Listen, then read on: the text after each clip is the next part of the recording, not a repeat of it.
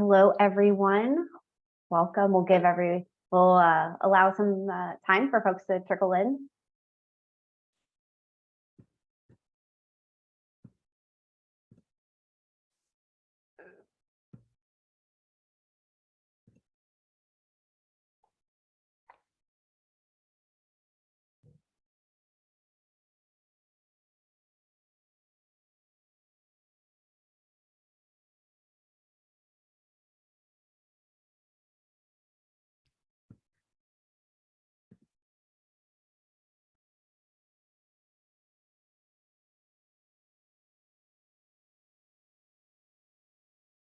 Hello, everyone. Welcome.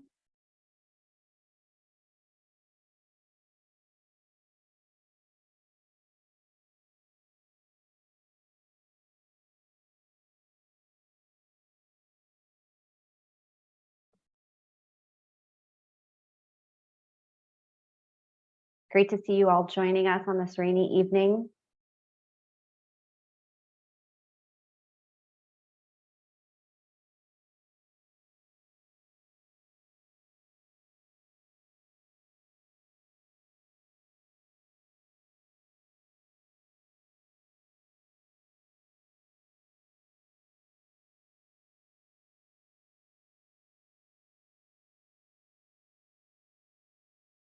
And we'll just give it another minute and then want to be respectful of everyone's time, and then we'll get started.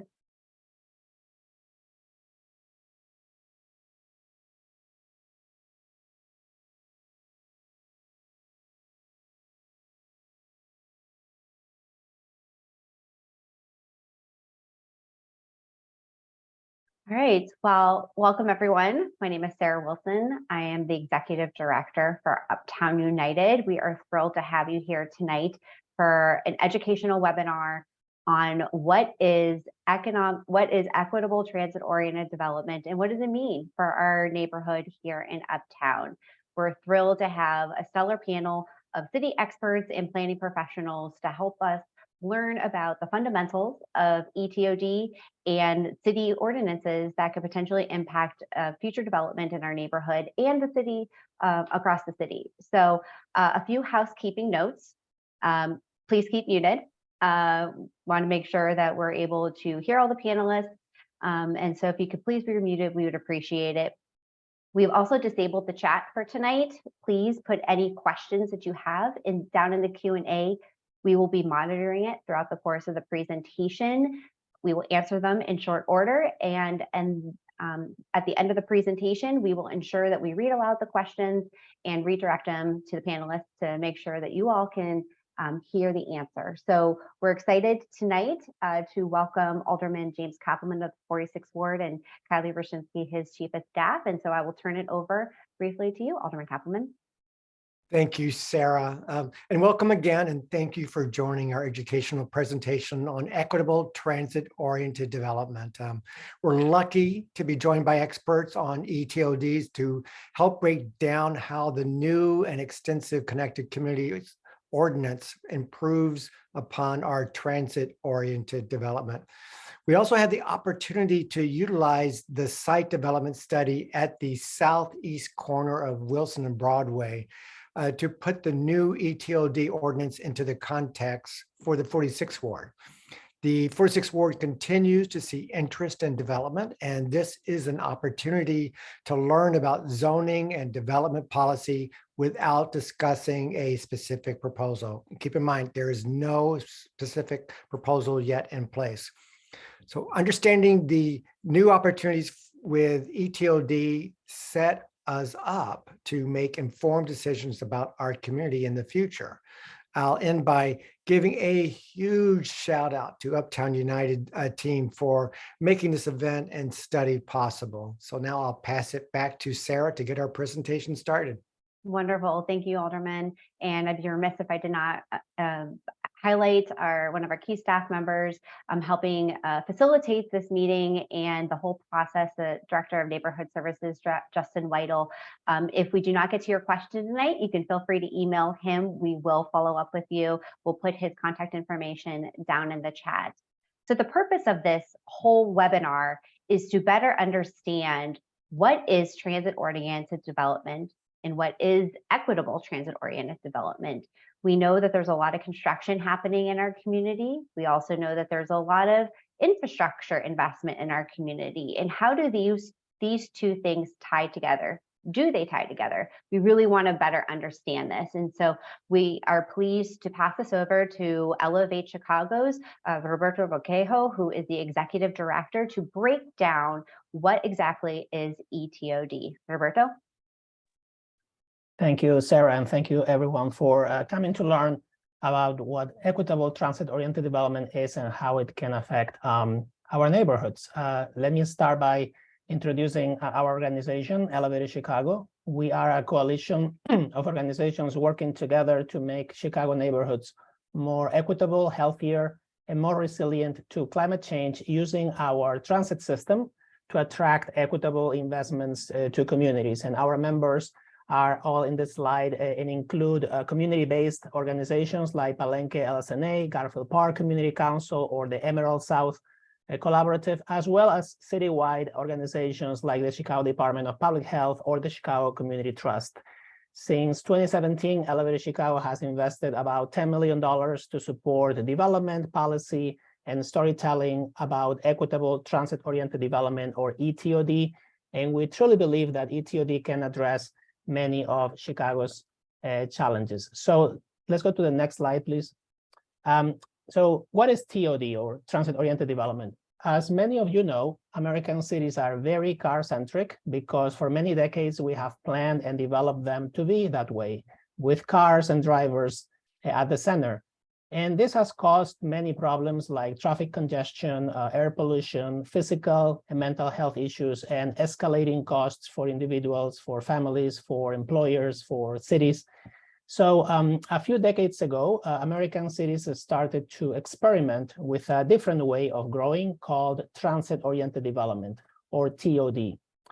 And what TOD is a way of developing neighborhoods that centers pedestrians and transit riders and provides avenues and incentives to build neighborhoods that are more compact, more walkable, and better connected to multiple transportation options like trains, like buses, like bikes. So if you think about it, transit-oriented development, or TOD, should be more equitable than car-oriented development for many reasons. One of them is that low and moderate income people are more likely to use transit. Another one is that almost 20% of Black households in the US don't own cars versus 7% of white households. And about 60% of public transportation users are people of color. So one would think that when you build with transit in mind and around transit, you should be building for people of color and for moderate and low income people.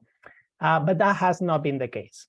And so the next slide shows you a map demonstrating how when Chicago passed the TOD ordinance in 2013, providing incentives to developers to build near transit, the ordinance passed in 2013 produced thousands of homes closer to transit and jobs, but it did so very inequitably. So if you look at the data and the map, you will see that 90% of transit-oriented development in Chicago happened in the north and the northwest sides and near the loop, especially in the west and the south loop areas.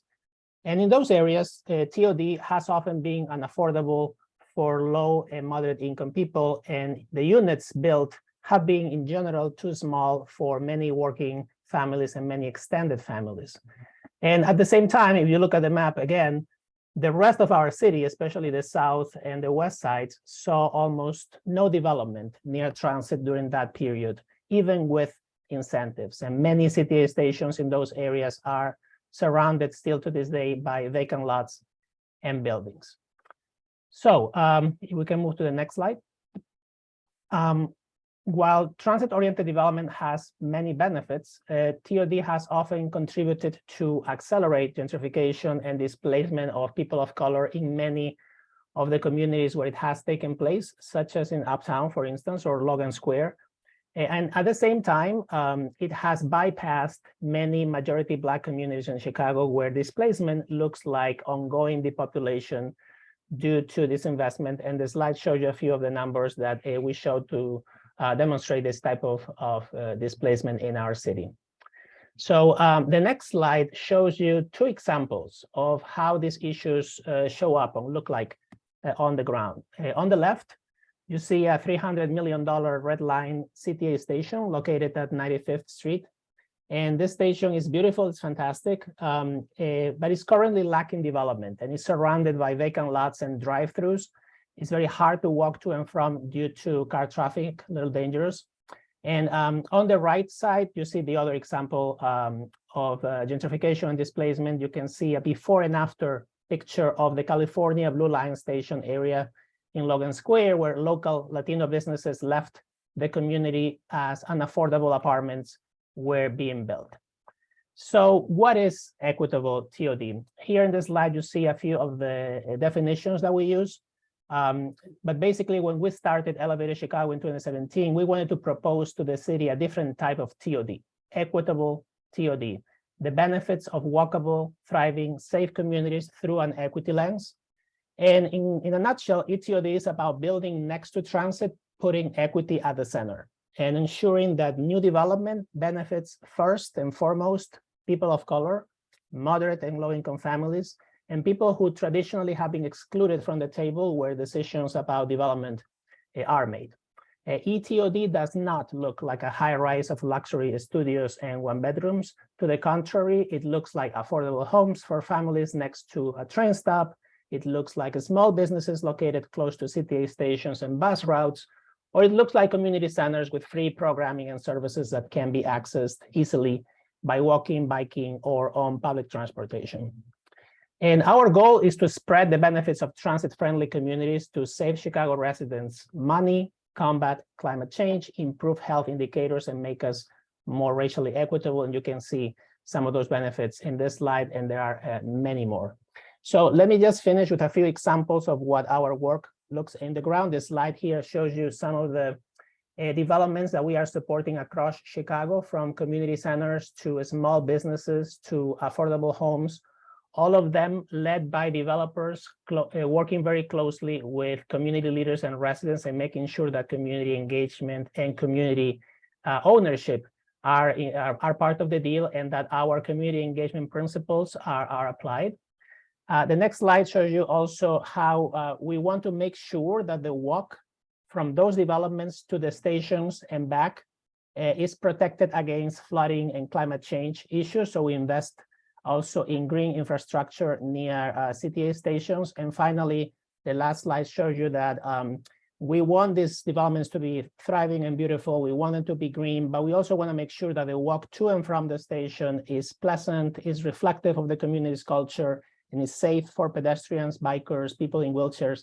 So we support also art and walkability projects near transit stops. So this is in a nutshell what eTOD is, and we'd love to tell you more about it. If you are interested, you should feel free to send us an email at info@elevatedchicago.org, visit our website, or follow us on social media. Wonderful. Thank you, Roberto, for the explanation and definitions of what is equitable transit-oriented development. And to really break down how the city is addressing this, I'm pleased to introduce Timmy Collejo from Department of Housing to talk about the Connected Communities Ordinance. Timmy? Thanks, Sarah. Yes, my name is Timmy Collejo. I'm with the policy team of the Department of Housing. Excited to join you all tonight to speak about the Connected Communities Ordinance. Next slide, please. Thank you. So this ordinance that really hones in on the zoning aspect of eTOD was over 3 years in the making. The city had a pre-existing TOD ordinance, and Roberto showcased some of the analysis of its impacts, and that was a really important grounding in terms of what we were looking to change. So the ordinance specifically built upon the Equitable Transit-Oriented Development, or eTOD policy plan, that was developed in 2019 in collaboration 2019 to 2021 in collaboration with a wide swath of community stakeholders and experts, of which Elevated Chicago was a critical partner. That plan was approved by the city's plan commission, which provides oversight on zoning matters. And in 2022, in July of this year, the Connected Communities Ordinance was passed. And so I just wanted to also speak to a sense of the supporters and the people that we collaborated with in terms of making this ordinance a reality. There's a wide swath of folks from the Chicago Federation of Labor, the Active Transportation Alliance, which focuses on transit and bike infrastructure in the city, to a variety of CBOs, community-based organizations, neighborhood groups, and other civic partners. So this slide kind of just gives a sense of how eTOD and this specific ordinance can support equitable development. But I actually wanted to step back and just sort of underscore the policy plan, which I mentioned had a wide swath of policy proposals that the city is working to advance. And this specifically spoke to the zoning code and how zoning intersects with TOD. Zoning is an important piece, but it on its own isn't a silver bullet. We know that to get towards the types of development patterns we need, there's a lot of other public policy that needs to work in concert. Some of that work that I can mention now is, of course, having a robust transit system, some of the changes with the red-purple modernization, CDOT's Better Streets for Buses, and other efforts are trying to strengthen that. And then there's also other economic development or affordable housing policies the city has. The Department of Housing, of course, funds affordable developments in the city, and we've intentionally been citing them or preferencing sites near transit, among other things. So just wanted to provide some of that context that the provisions I mentioned are enablers and really rely on other aspects of city policy as well. But to speak more to what this slide talks to, this is an example of a development that the Department of Housing funded, 43 Green in Bronzeville. And on the left, it speaks to how eTOD or provisions similar to what this ordinance has strengthened in the city, the type of development that was able to be created, 99 units that are just steps from the 43rd Green Line station, half affordable, half market rent, and with 24 parking spaces. However, without eTOD or the flexibility in the zoning code that the TOD incentives provide, this development would have cost more than $2 million additionally due to the additional parking costs. And we wouldn't have been able to have had as many homes both affordable and market rate in this unit, and it would have had to be a smaller building. So that just gives a sense of how the actual end products of what sort of the changes in the ordinance can provide. Next slide. So I'm going to get into the further details of the ordinance, but start with a higher level overview of what this ordinance aims to do. There's three pieces to it: how it relates to the economy and jobs, how it relates to street safety, and how it relates to affordability. So as I mentioned, the first provision is the first pillar that we saw this ordinance as seeking to push forward was growing the economy by allowing more homes and businesses near transit. And this was done by expanding and extending where TOD incentives can be accessed to include more bus lines in the city, as well as a standardized distance around rail stations, as well as allowing additional zoning districts to be part of those incentives. Second has to do with making streets safer for Chicagoans who bike, roll, and ride. This is encouraging more pedestrian-friendly design guidelines near rail stations and providing more of a foundation for safer access of users of the sidewalk, as well as requiring large developments to submit transportation management plans. This is a policy that's being utilized in other cities and really seeks to, when more development occurs by transit, how can we really encourage and make guidelines for developers to take into account the impact on traffic and really encourage those residents and visitors to use transit as they go about their day-to-day. And thirdly is encouraging more diverse and affordable housing in every neighborhood. This includes provisions that provide a shot for affordable developments in high-cost areas to get a vote in the zoning committee, limiting the deconversion of our rich stock of 3 flats and 2 flats into single-family homes to preserve density near transit in certain communities, as well as increasing TDO incentives or linking TOD incentives to affordable unit provision.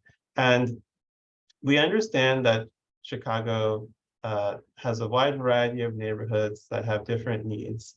And this ordinance was very mindful of that, and we sought to tailor the different provisions to those different neighborhoods. So, for example, in disinvested communities, we want to provide more avenues for development to occur, and that involved changing zoning rules to allow more flexibility in terms of reducing costs. Specifically parking in higher cost communities that involved allowing for more affordable developments, a streamlined process for approval. And then across the city, we want to ensure that there's safer streets for all sidewalk users.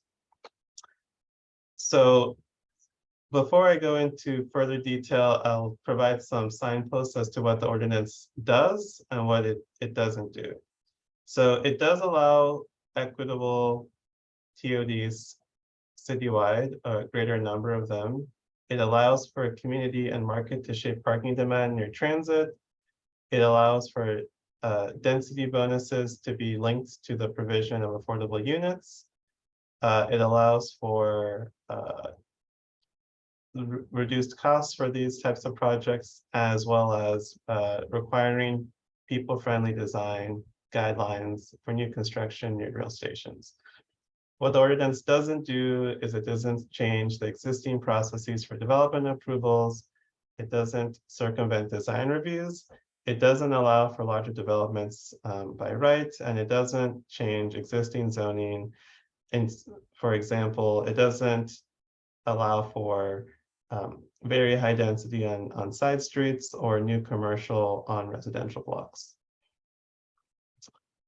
So this first pillar that I'm going to get into is around growing the economy by allowing more homes and jobs near transit. So one thing that in the policy plan development process that I mentioned earlier that we recognized is that parking mandates can be a barrier to allowing for more homes and jobs to be located near transit. We've seen that when given the choice, developers often provide adequate parking by transit, but the current requirements often call for more than is needed, which leaves both vacant lots as well as increasing costs. A 2016 Center for Neighborhood Technology survey, they're a group of experts based in the city that really focused on housing and transportation. They surveyed buildings near CTA stations and found that only half of parking spaces were used on average in a report called Stalled Out. So what this ordinance really does is right-size the amount of parking near transit, which often makes a difference into whether developments, especially affordable developments, can pencil out and actually make it off the drawing board. Another motivation for this portion of the ordinance is climate. This slide shows what many of us intuitively know, but the zip codes that are in the city that have the types of transit assets that we're fortunate in Chicago to have are the zip codes that are more walkable, that don't require people to use their car to go from school to work, daycare, etc.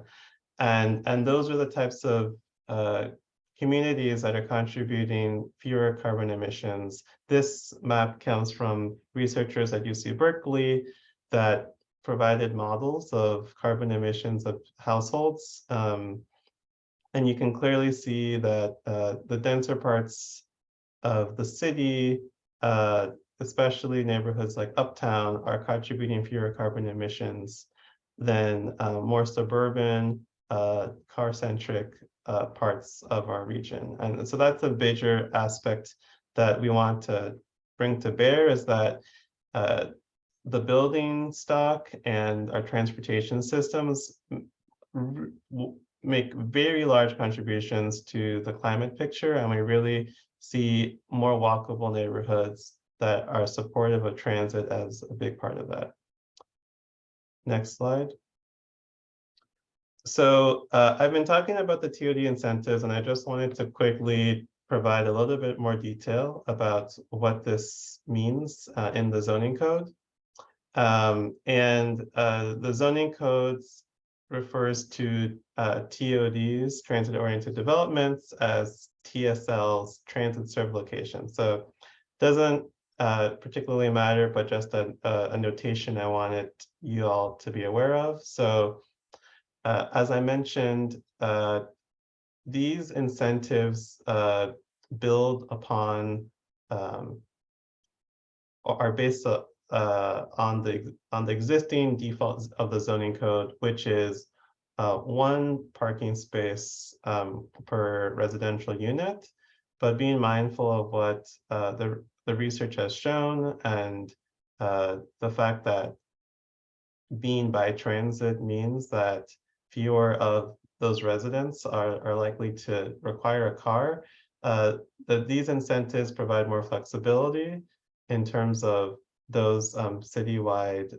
one-to-one mandates. And so in terms of when these incentives are able to be accessed, there's some criteria that's listed out on the left side. Developments that meet the following criteria are eligible for the TSL incentives. Those are sites within half-a-mile radius of CTA and metro stations, sites within a quarter-mile of high-frequency CTA bus corridors, and that's defined as having a non-peak frequency of 15, every 15 minutes a bus is showing up. And they also need to be within a qualifying zoning district, primarily commercial and mixed use and high density residential. There's also a density bonus that exists within the city's incentives, but this ordinance made some changes that required the provision of affordable units in terms of that, in terms of being able to access that density. Next slide, please. So this slide on the right, there's an image of the where in the city the new bus corridors that were added by this ordinance. As I was mentioning before, these incentives are now through this ordinance on a standard 4-block radius from CTA metro stations, or about a quarter of a mile. They're now at a standard 2-block or 1/4 mile radius from the high frequency bus stops. And a new aspect, being mindful that we really don't want an oversupply of parking that isn't going to be used by transit. The default in for development in TOD areas is one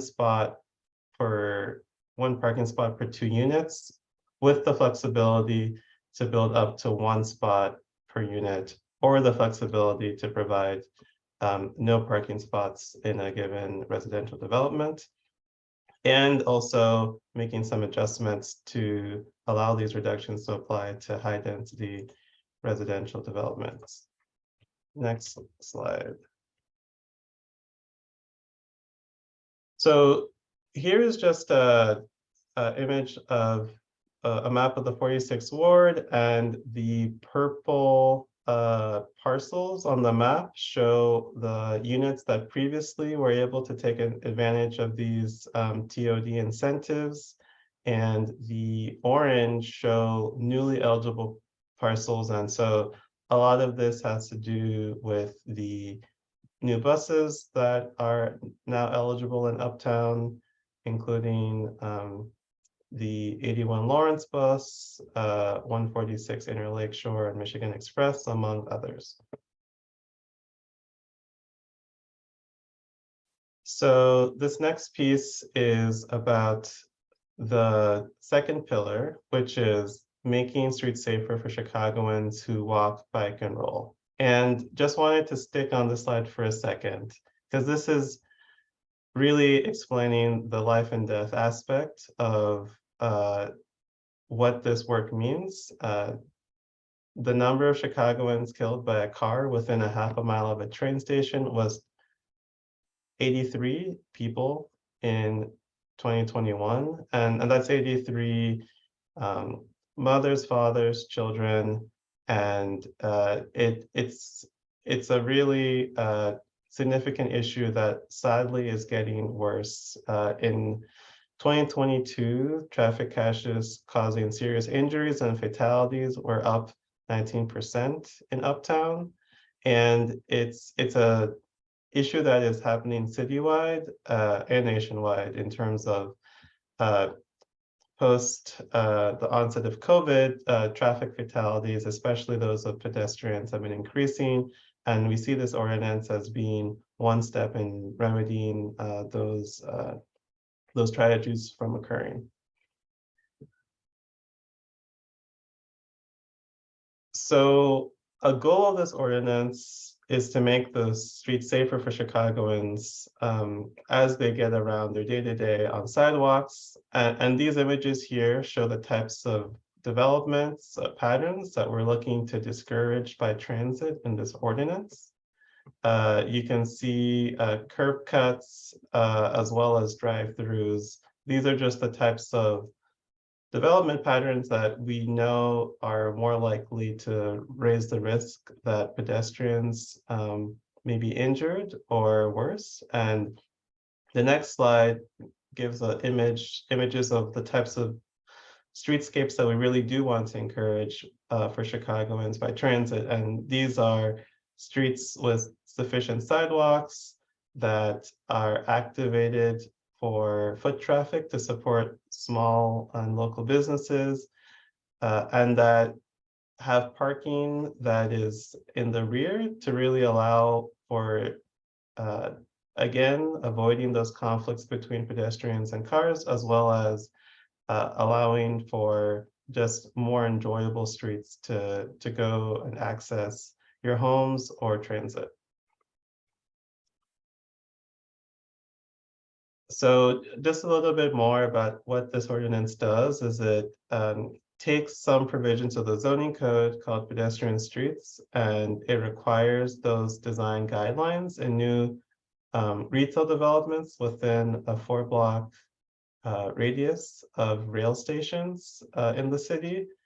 It also establishes and clarifies the bike parking requirements in the zoning code, as well as requires larger developers to submit transportation demand management plans to encourage transit use. Next slide. So the third pillar, which I'll end upon, has to do with ensuring diverse and affordable housing is available in every neighborhood by transit. And again, this slide kind of shows some of the data that is motivating these provisions. Since 2013, Chicago has lost more than 4,800 2 to 4 flats, which we know through research is some of our most naturally affordable housing stock, housing that is able to provide homes that are affordable to low and moderate income families.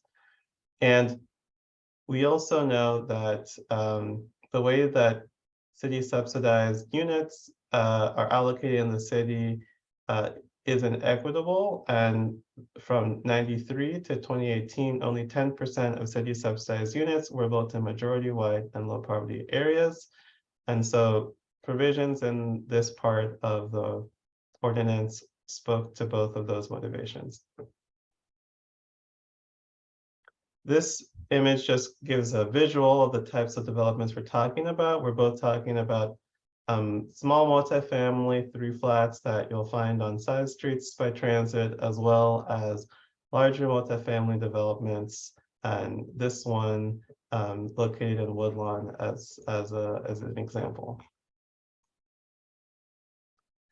So just to go through the housing provisions, the first one is really looking in high-cost areas, how to facilitate the construction of more affordable units and buildings.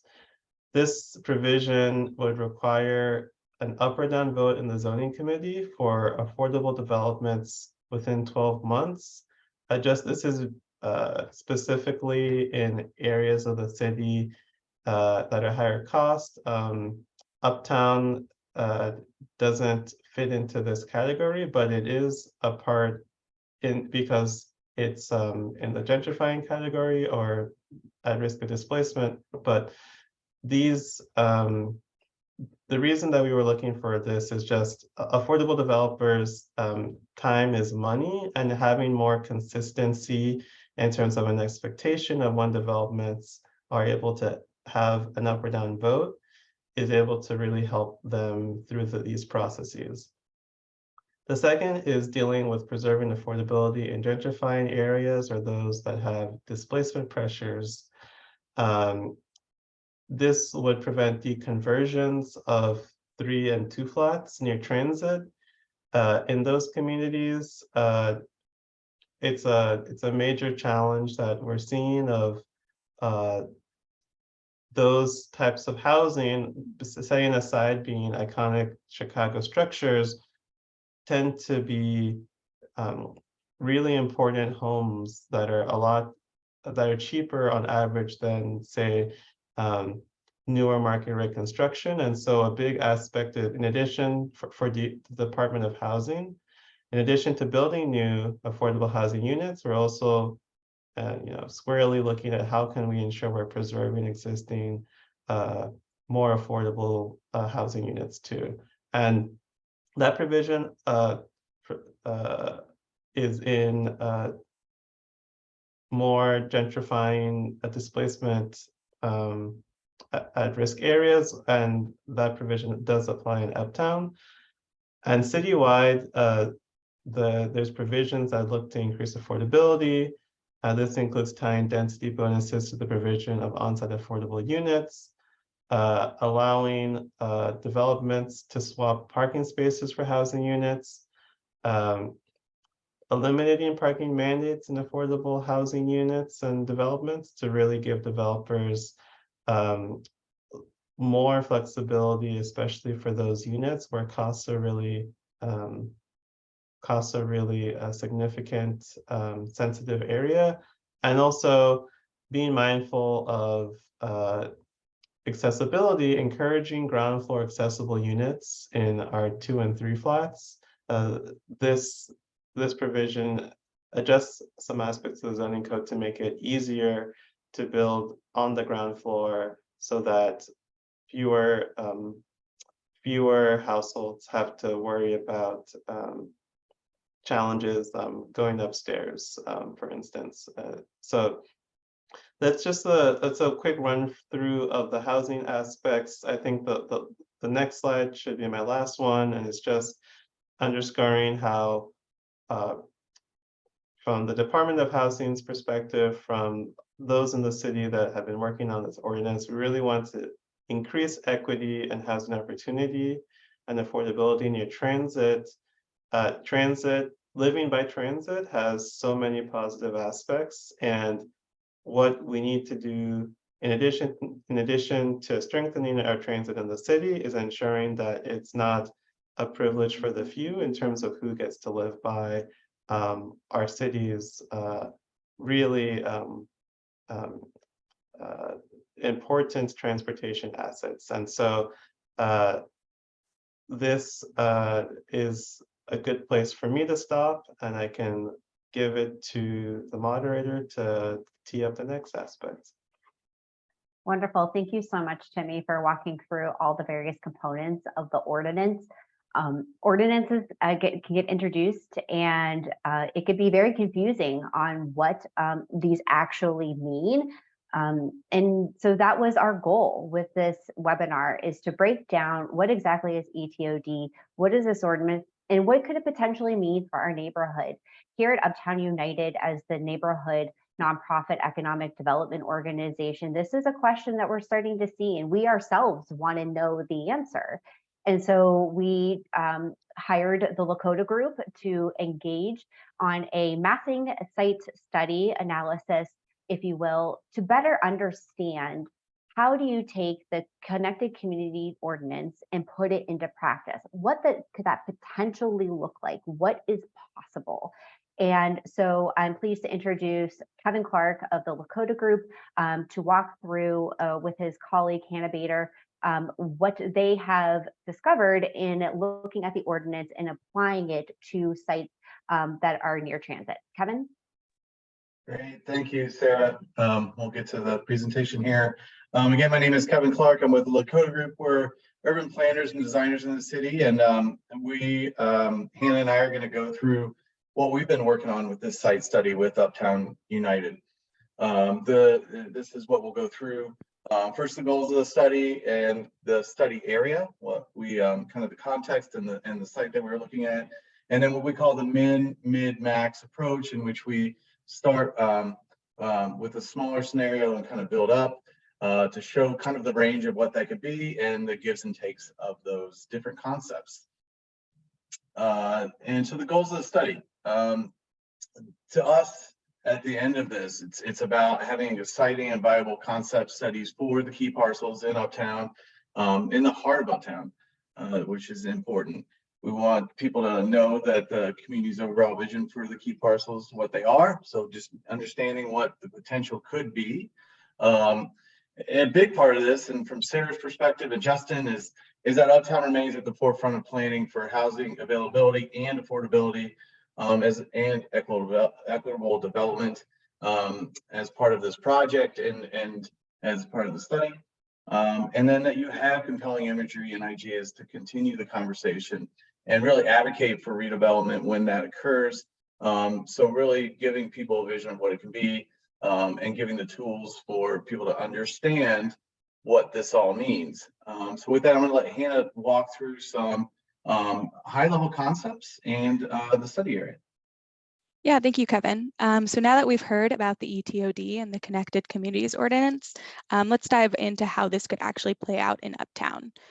So the site that we're focusing our study on is at the southeast corner of Broadway and Wilson here.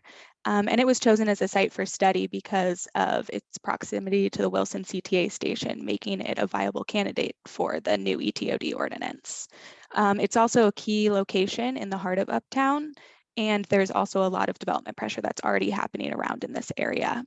So the concepts that we'll be presenting are examples of what developers could bring to the community under the new ordinance. And it's really just a tool for Uptown United moving forward to continue conversations, as Kevin had said. So looking closer at our study area, it's the property at the corner of Broadway and Wilson. It's about 1.44 acres. Its current zoning is B3, which is community shopping district. And this just means that it can have commercial on the ground floor and it allows for residential above, up to a maximum of 65 feet. So it's a little bit smaller in scale, over about 5 stories. And we will explore kind of what that just at existing conditions and existing zoning might look like. Something else to note is that there are 2 property owners, and this just kind of plays into the feasibility of development on this site. So just to note again that the following concept studies show a range of development scenarios, and these are based on ownership, the zoning, the new eTOD ordinance, the public benefits it can also offer, and the feasibility of actual development occurring on these sites. The scenarios we're going to show are going to range from mid as max, as Kevin laid out, and the minimum scenario is really exploring what development would look like under current zoning, whereas we're going to grow all the way up into a maximum scenario, which might exceed zoning and the new ordinance. So let's dive into the minimum scenario here. This is looking at what can happen under the current zoning B3 without utilizing equitable transit-oriented development. And we're looking at 2 separate buildings that happen on the different properties.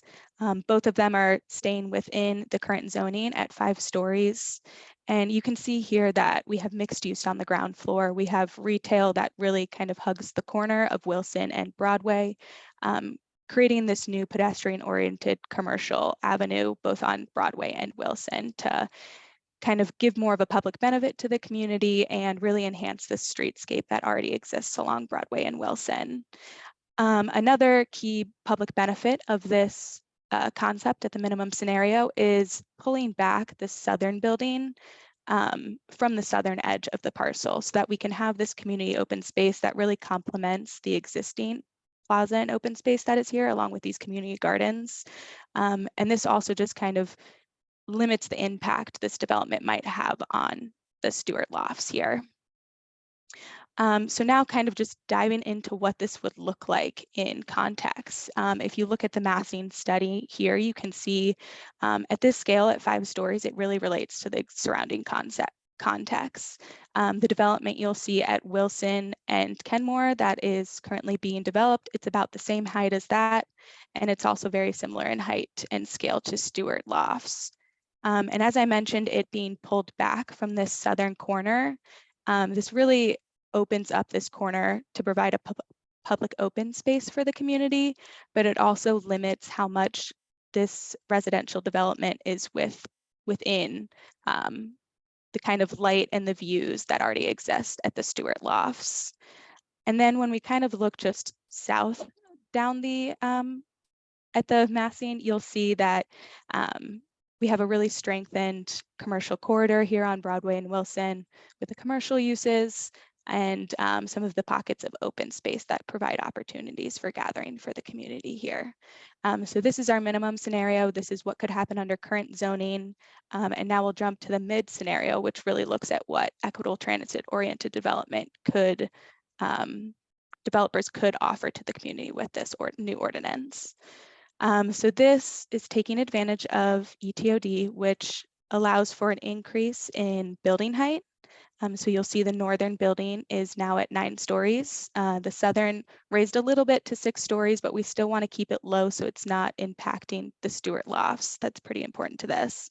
But one of the things you'll see with this development is we've kind of pulled the buildings back from Broadway Street to introduce this new public plaza. So the idea is here, you're increasing the scale, the density, and you're also offering affordable housing with the eTOD, but you're also providing this new public benefit, this public plaza that is going to be activated by the ground floor retail uses, any of the service uses that front the public plaza, but it also has the potential to be programmed by the community and by Uptown United and any community organizations that want to bring events or opportunities of activation to this new public plaza.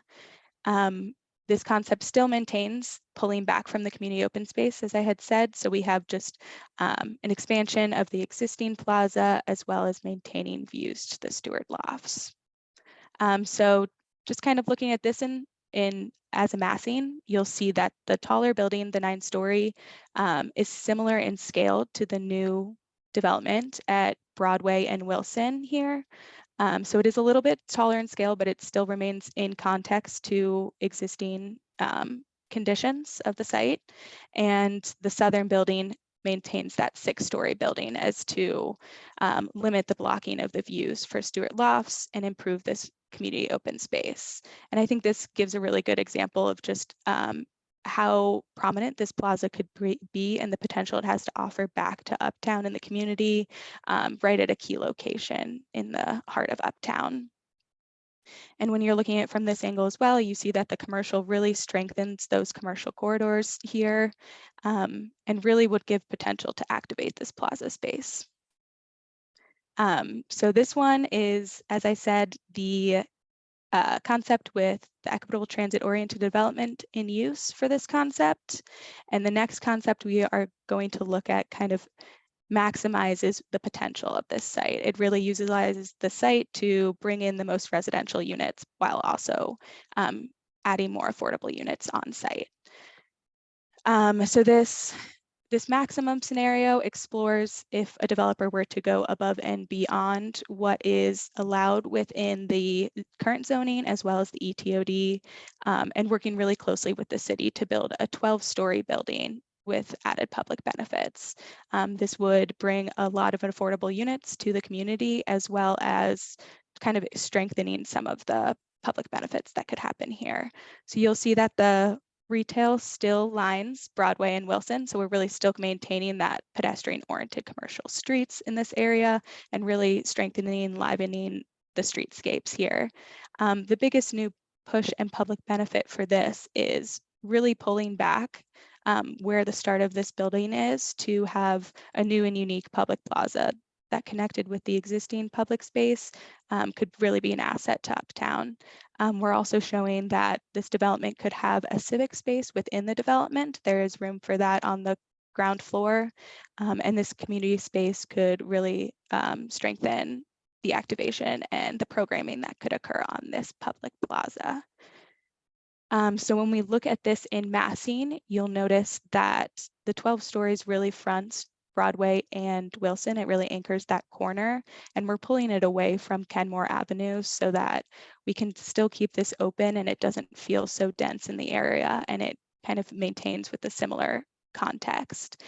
You'll also notice that the height and scale mirrors the Bridgeview Bank down the way. So it's staying within some of the height and range that you see around here, and it's really kind of continuing that height along Broadway Street. You'll also know the significance of the plaza, especially when it relates to the existing community gardens and the corner plaza that's happening here. And you can really see the potential that could happen if this was a civic space that would be able to activate this plaza. So while pushing the boundaries on development potential, this site is also really maximizing the public benefit. It's providing this really pedestrian-oriented commercial street along Broadway and Wilson, and it's also providing a significant affordable component to the community, while also bringing just a new and exciting open space opportunity to the heart of Uptown. So with that, I will pass it back to Sarah and see if we have any questions. Wonderful. We really appreciate all the questions that are coming in, and we'll be going through the questions momentarily. And I just want to thank everyone for posing thoughtful questions as we try to figure out what all of this really means. I just want to remind everyone, there are no proposals. This is all hypothetical because we're trying to understand what this new ordinance could mean for not only our neighborhood, but for all other neighborhoods that are right near transit and are starting to feel the development pressures or could feel the development pressures in the future. And so I really am appreciative of the thoughtfulness that has gone through in looking at what the ordinance means and putting it into practice. So we have a number of questions in the chat. And the first one is more of a thought from Paul G. I'll just put it out there for those in the space of transportation management plans. One thought is that larger buildings should provide some sort of plan, e.g. a driveway, pull-in spot for Uber, Lyft, taxis, so they don't double park blocking the street. That's a really great point. I'm going to make sure our DPD colleagues and DOH colleagues keep this in mind, as you know, rideshare is much more of a everyday amenity that we're all dealing with. So thank you for posing that question, Paul. Jesse has a thought for whatever next round of TOD policies there are. So I'll put this to either Timmy at DOH or Lakota if you have thoughts on this. He says, can there be anything to further disincentivize the large parking podiums versus underground parking, though it is more expensive, that are still too common in upcoming developments and often make the pedestrian neighborhood environmentally friendly?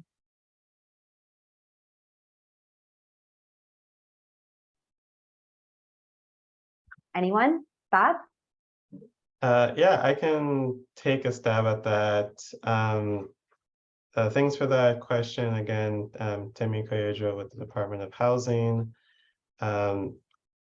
Yeah, I think, you know, in terms of the way that, like first and foremost, of course, this ordinance is looking to provide flexibility for parking in terms of how much is supplied. If it is supplied, then we do want to ensure it's done so in a manner that is least disruptive to pedestrians, as well as maintains the integrity of the streetscape.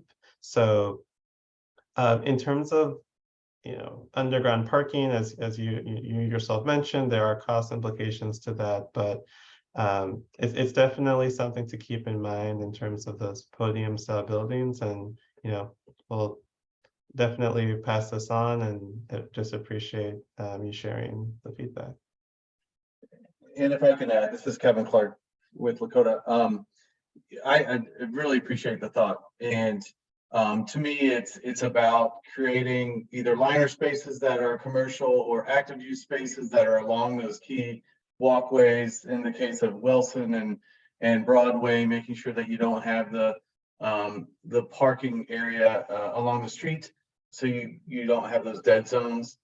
We know it's a challenge, especially when you start talking about costs with developers, but we deal with it when we review plans all the time, and try to avoid having those situations as much as possible. I think the entire eTOD is all about trying to minimize the amount of parking, right? So to me, that's already a step in the right direction as far as how many parking spaces are required by a developer. So to me, that's already a good starting point.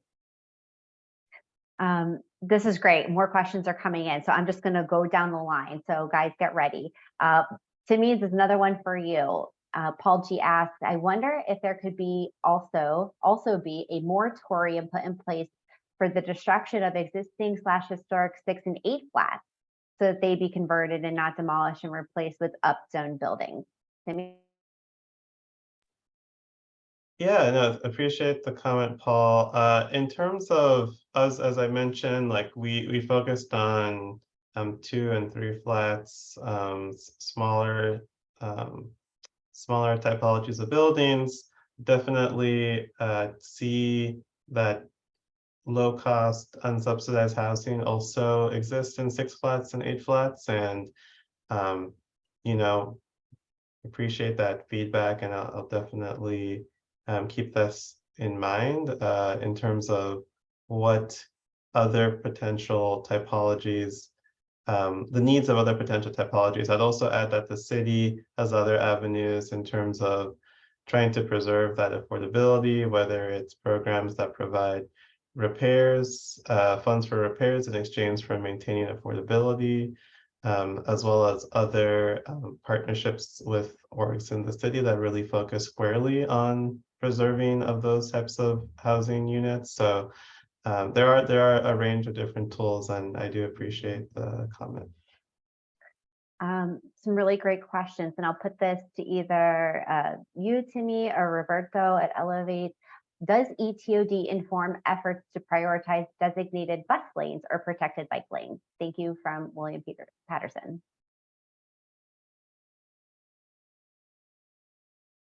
I can take that and invite Roberto to speak more broadly on that as well. So in terms of how eTOD relates to the designation of bike lanes, I think what we're trying to, of course, ensure that the city expands, the availability of protected bike lanes in particular. And as we think about eTOD projects, I can speak from the Department of Housing. We are thinking about how can we encourage the siting of eTOD affordable developments by strong bike corridors, as well as, in concert with the citywide efforts for biking, how can we ensure that for existing residential areas that are eTOD, how can we strengthen the bike lanes that may exist into protected bike lanes or add them? So it's definitely something we've been mindful of, is the intersection of biking as part of the transportation that is in eTOD. And I'll just add really quickly that one of the most important parts of eTOD is that the proposal is community driven, right? And the importance of having the voices of people who use bikes sitting at a table, not just with their residents, but with the other departments that are part of this effort. Because Tim is here from DOH, but DPD, CDOT, even Department of Public Health have been very much involved in all this. So I would say I would definitely encourage the community to come together and to look at different options, the same way that Lakota was showing us different scenarios. In here, what kind of bike-friendly area you would like to see, and pass that along to the departments so you can realize that vision in your community. But it starts with you all, bringing that issue to the community table and pushing it for our city departments to make it a reality. Wonderful, thank you. I have a question here about public spaces. How do we make sure that public spaces are used meaningfully rather than laying dormant? For example, I'm thinking about the area on the south side of Stewart School Loft that has been unused for a long time now and want to avoid that kind of situation. Are there city rules or policies that could be used to ensure that private owners of the property don't leave the plaza areas dormant? If someone either from Lakota or DOH want to kind of chime in. Well, I would say, Sarah, it's a good question. It goes to the point of like what programming to me, and working with community groups like Uptown United. If you know about Uptown United, then Justin Weidel's all over the place, running around on Argyle Street Market, running those types of events, doing all kinds of activities like that. So to me, if you build something that is a public plaza space, especially something sizable like what was shown in the concept, then you program it and you bring things in the neighborhood there and you invite them. So it's not just something that's aesthetically nice looking or doesn't get used. Wonderful. Anyone, any other thoughts?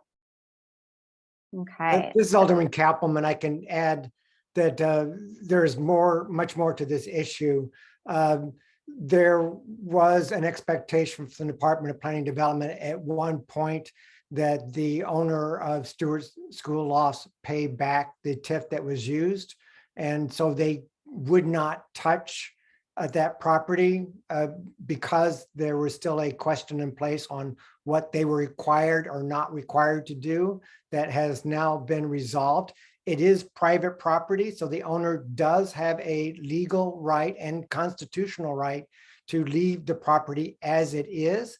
But I am working with the property owner to do something because I think it's best for the community. And it's best for the property owner to do something than leave it as it is. Great.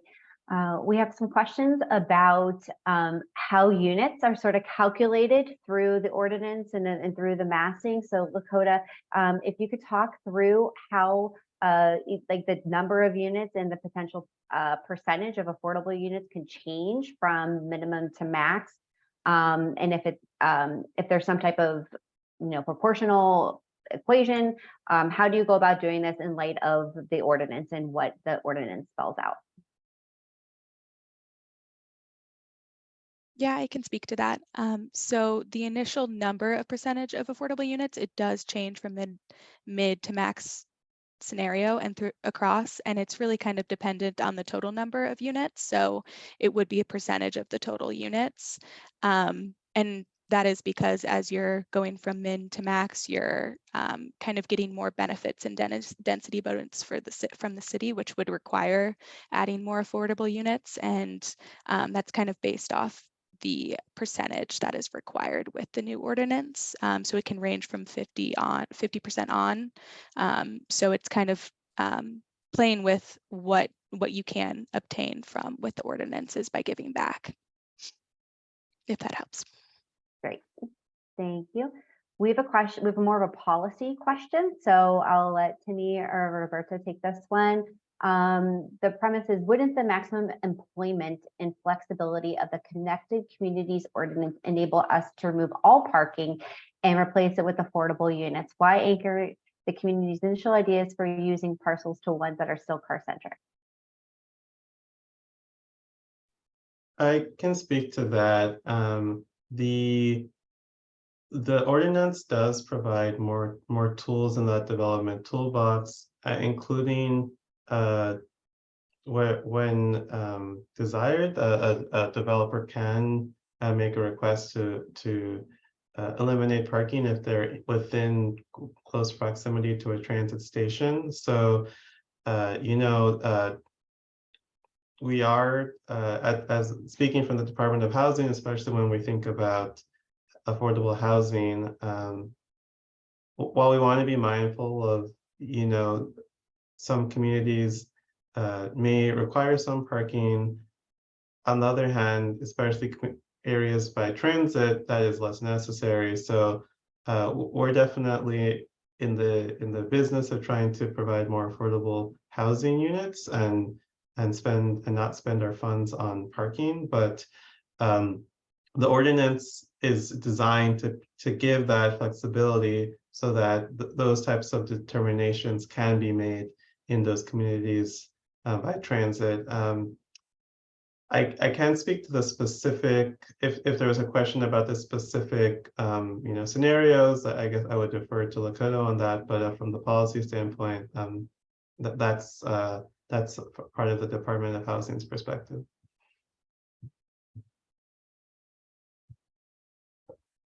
All right, we have a question about commercial space. A problem that is seen is that so many buildings that are built with commercial on the ground floor often sit empty. So how can eTOD potentially require buildings price the spaces correctly so they're actually utilized? Can eTOD incentivize ensuring that our ground floor commercial spaces do not remain vacant and that we're able to populate them with our small businesses? Roberto, would you like to speak about how you all are thinking about eTOD and commercial spaces? Yeah, absolutely. And I love that we're getting now into a conversation that is more about values than about specific, the ordinance itself, because the ordinance is piece of legislation, but there's a lot that can happen around it that is not necessarily regulated, and it comes out of what the community wants to see. So for instance, even prior to the ordinance being in place, in a couple locations, what Elevated Chicago did, it was to subsidize part of the construction costs of those commercial spaces. So it would be easier for the developer and for the owner to offer it to small businesses at a more affordable rate. And we are working with at least 2 developments right now that could be a model or an example for the future, plans to learn from. One in Washington Park at the Overton School, which is a transformation of a school similar to the lofts that you have in this plan here, but in this case, the school is being transformed into an arts and small business incubator.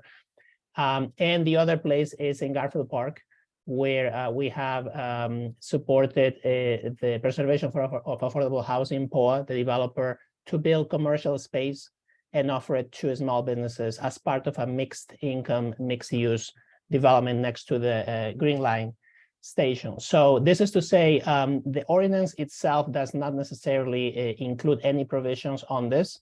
Definitely, we should look at policy to make commercial space more affordable, especially for businesses that have been in the community for a long time. But we can do a lot of things outside of the ordinance and work with philanthropy and work with community-based organizations to support that type of affordability that affects not just housing, but also the rent of the businesses that occupy those buildings.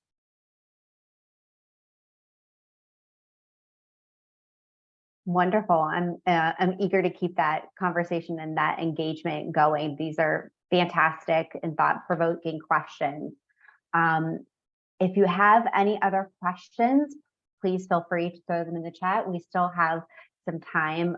Just very appreciative of all of the thought that's going into this and the consideration and the eagerness to participate in this, because this is our community, and the ability to ask the questions and think of how what's happening at the city level will impact us is so important. We have a quick question about copy of the presentation being shared later. Yes, we'll be making it available. This presentation is being recorded. So the recording will also be available. I think Justin's going to post it on our website, so it'll be accessible to everyone. So for those that have not been able to join us, you will be able to go back and watch the presentation. And of course, if you think of a question after this meeting concludes, you're more than welcome to email us. Our website is www.exploreuptown.org. You can reach Justin Weidel at justin@exploreuptown.org. You can reach me at Sarah, SARAH, at exploreuptown.org.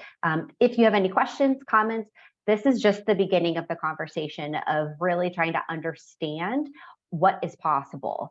And how we can really start getting the community engaged in understanding the equitable transit-oriented development possibilities, not only here within our neighborhood, but or with our neighbors as well. So with that, don't see any other questions, and I would love to give time back to everyone this evening.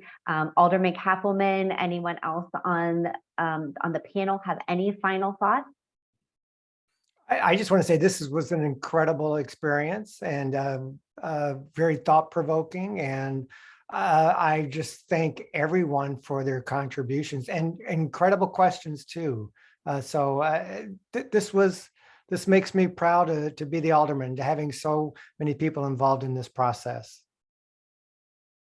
Wonderful. Well, thank you all for taking the time to. Oh, yeah, Timmy, I just had one last thing to say, that I really appreciate being invited to speak about eTOD. It's something near and dear to my heart. And if anyone is curious about more of the details that I may have glossed over, you can go to chai.gov/eTOD. And that'll link you to the city website, which has the policy plan, describes the ordinance in more detail, and other resources that you can look at. And Roberto, do you want to give one more reminder of how people can find you at Elevate? Yes, before that, I want to build on the alderman's comments and express the gratitude and of having a conversation today that was so constructive and people coming to the table with concerns, values, issues that can show up in different ways, but when it shows up constructively, we can all collaborate and find out, what we all have in common, how do we move this project together. Would love for this process to keep that, spirit and move forward and see this being one more model of eTOD, not just for Chicago, but the entire country, to look at this corner as, how do we do constructive community development in Chicago? And then for a quick a reminder, we are at elevatorchicago.org. We are very active in social media. We have a great TikToker in the team. So you're into TikTok watchers is fantastic. And also, I think Timmy forgot to mention, there's going to be a call for proposals soon from the city of Chicago for grants for eTOD of up to $250,000. So for those of you who are fans of eTOD, and I see many in the chat, keep paying attention to the city of Chicago announcements for the federal, recovery grants, because this is imminent, right, Timmy? Yes, thanks for bringing that up. The city, through the Chicago Recovery Plan, has allocated $10 million for eTOD grants that can provide technical assistance as well as initial funding. And so that call for proposal, yes, is going to be announced in the coming days and weeks. So please keep a lookout for that. I think some of the comments, like the one about vacant ground floor commercial, like if there's a site that comes to mind, these types of grants can help reactivate some of those spaces, can reactivate open spaces that are dormant. So would love to get ideas from Uptown and that call for projects.